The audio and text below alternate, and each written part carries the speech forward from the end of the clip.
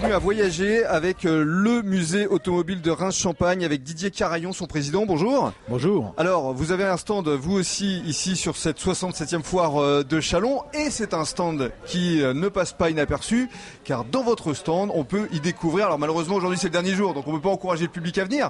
Mais en revanche, ils viendront vous voir au musée. C'est un très très beau taxi de la Marne. C'est un taxi de la Marne que nous avons acquéri l'année dernière. Une voiture que je connaissais depuis pas loin d'une petite dizaine d'années.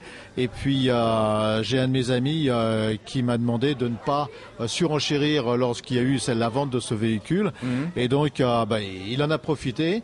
Et puis il y a 2 ans, il m'a dit écoute, l'âge avançant, je ne peux pas garder la voiture. Si tu veux, nous en étions convenus. Moi je te la revends. Et on rappelle que ce taxi de la Marne, on pourra le retrouver donc dans quelques jours dans le cadre de votre musée. Il va revenir à la maison. Ah mais dès demain, il sera présenté. Ce soir, je recharge je recharge.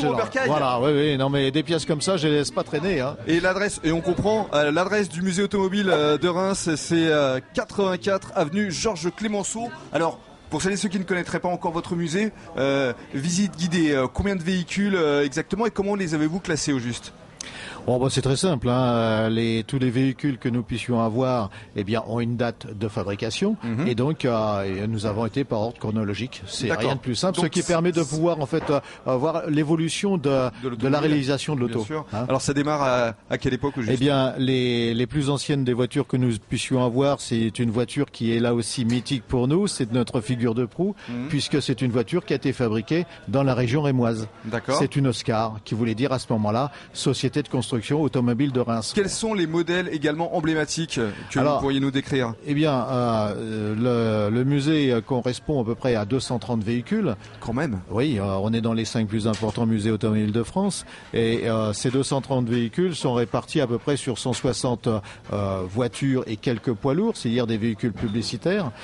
Et puis également 80 et 90 2 roues, c'est-à-dire des motos, des vélos. Entre autres, par exemple, un vélo à rétropédalage. Vous savez ce que c'est ?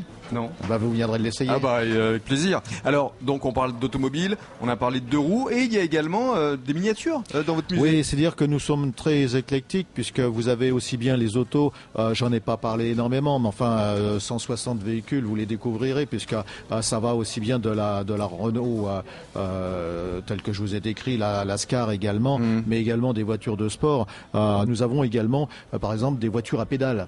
Les voitures à pédales, là, je ne sais pas si vous vous souvenez, il y a quelques années... J'étais pas né, je pense pas. Si, il y en a toujours. Alors si, quand j'avais 4-5 ans, c'est ça, c'est les petites voitures... C'est ça, faites très bien, faites le mouvement des pieds avec les mains. C'est pour Jeune Talent TV, ça.